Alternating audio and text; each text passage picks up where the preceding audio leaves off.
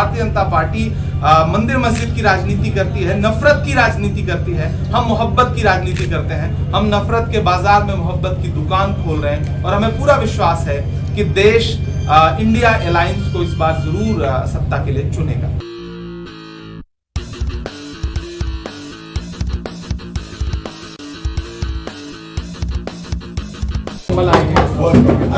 देखिए, देश की राजनीति बहुत कद्दावर शख्सियत शफीकुर रहमान बर्ग साहब जिनका पिछले दिनों में इंतकाल हुआ, समाज के लिए, सियासत के लिए, मिल्लत के लिए उनका जो कंट्रीब्यूशन है वो बहुत बड़ा है और मेरा व्यक्तिगत तौर पर भी उनसे बहुत लगाव था। चूँकि वो सियासतदान के साथ साथ एक अच्छे अदीब भी थे, एक अच्छे लिटरेरी इंसान थे, तो उनसे उस निस्बत से भी मेरा रिश्ता था।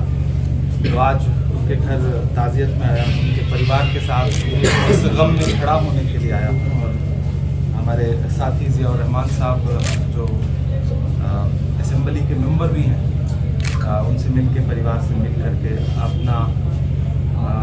अपने दिल के जज्बात उनसे साझा किया और उनके गम को बांटने की कोशिश की। बाकी आपके आज के मौके पे कोई सियासी सवाल का जवाब देना यहाँ पे इस जगह पे बहुत मुनासिब नहीं होगा। आप कुछ वैसे सवाल पूछना चाहें तो आपका सवाल। जब भी हालात ऐसे, क्योंकि इलेक्शन ऊपर है, आने वाले चुनाव को देखते हुए किस तरह से आप, जिस तरह मायावती और उनका सोनिया गांधी का 19 तारीख को सुनाया चर्चा चल रही 9 तारीख को, क्या कहना है सर? देखिए, ये चर्चाएं हमने भी आप ही से सुनी। बाकी इंडिया अलायंस अपनी पूरी रणनीति ज़मीन पर उतारने के लिए लगातार काम कर रहा है। हमारे ख़ासतौर से कांग्रेस पार्टी के सीईसी की बैठकें चल रही हैं, हमारे प्रत्याशी फाइनल हो रहे हैं और उत्तर प्रदेश में अखिलेश जी भी लगातार धरातल पर मेहनत कर रहे हैं। तो उत्तर प्रदेश में ख़ासतौर से, चूँकि मैं उत्तर प्रदेश में बैठा हूँ इस समय, इंडिया गठबंधन बहुत मजबूती के साथ चुनाव लड़ेगा और प्रधानमंत्री जी का जो 400 नारे का जो जुमला है वो सिर्फ जुमला है, उसी तरह जैसे 15 लाख का जुमला था। 400 पार का नारा प्रधानमंत्री जी इसलिए दे रहे हैं क्योंकि प्रधानमंत्री जी दरअसल खुद डरे हुए हैं। भारतीय जनता पार्टी का जो इंटरनल सर्वे है उसमें भारतीय जनता पार्टी की सरकार नहीं बन रही है। ये बात भाजपा के अंदर खाने सारे लोग समझते हैं, इसीलिए एक जुमला उछाला है उन्होंने। जमीन पर इस देश का युवा, इस देश का नौजवान, इस देश का बेरोजगार, इस देश की महिलाएं, इस देश के पिछड़े, इस देश के अल्पसंख्यक, इस देश के दलित बहुत परेशान है। इस सरकार ने पिछले 10 साल में विकास के नाम पर सिर्फ कोरी बकवासबाजी की है, जुमलेबाजी की है, उसके अलावा कुछ भी नहीं। महंगाई आसमान को छू रही है। तो भाजपा इस बात को समझ रही है, उसके आंतरिक सर्वे उसे ये बता रहे हैं। तो इंडिया अलायंस बहुत मजबूती के साथ आने वाले दिनों में इस देश में सरकार बनाने जा रहा है और उत्तर प्रदेश उसमें निर्णायक भूमिका अदा करेगा। अखिलेश यादव जी, राहुल गांधी जी जब अभी यात्रा में साथ हुए तो जनता का जो उत्साह रहा वो भी ये बात प्रदर्शित करता है और बिहार की रैली में जिस तरह से पूरा गठबंधन एकजुट नजर आया और लाखों लोग, 10 लाख से ज्यादा की भीड़ मीडिया की रिपोर्ट में, उसने सारे समीकरण बदल दिए हैं और मुझे पूरा विश्वास है कि नॉर्थ इंडिया भी इंडिया अलायंस को प्रचंड बहुमत देगा।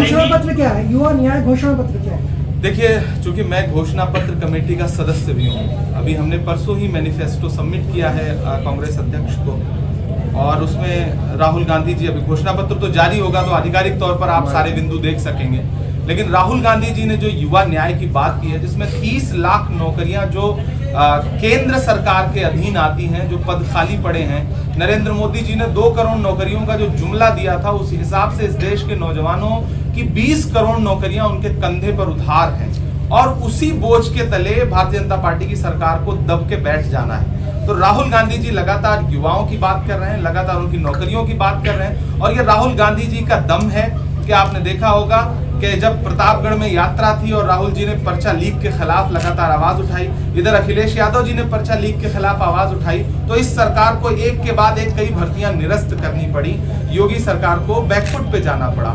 तो इस देश का जो इस समय सबसे बड़ा मुद्दा है वो युवाओं की नौकरी है। हम लगातार उस पर ध्यान केंद्रित कर रहे हैं। भारतीय जनता पार्टी मंदिर मस्जिद की राजनीति करती है, नफरत की राजनीति करती है। हम मोहब्बत की राजनीति करते हैं। हम नफरत के बाजार में मोहब्बत की दुकान खोल रहे हैं और हमें पूरा विश्वास है कि देश इंडिया अलायंस को इस बार जरूर सत्ता के लिए चुनेगा। केरल के अंदर भारतीय जनता पार्टी ने मुस्लिम व्यक्ति को टिकट दिया है।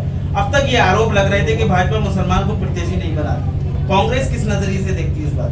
मेरा सवाल प्रधानमंत्री से सीधे सीधे ये है कि मुख्तार अब्बास नकवी, जफर इस्लाम, एमजे अकबर जो राज्यसभा में थे वो कहाँ हैं? उनको एक के बाद एक आपने कूड़ेदान में फेंक दिया। आप बात करते हैं सबका साथ सबका विकास की, आपने मौलाना आजाद नेशनल फेलोशिप बंद कर दी, आपने मदरसा प्री मैट्रिक के जितनी भी स्कॉलरशिप थी बंद कर दी, आपने मौलाना आजाद फाउंडेशन बंद कर दिया, आपने राजनीतिक प्रतिनिधित्व के नाम पर जीरो दिया। मलप्पुरम की एक ऐसी सीट पर टिकट दे करके आप बरी हो जाना चाहते हैं जहां आपके पास और कोई विकल्प ही नहीं है।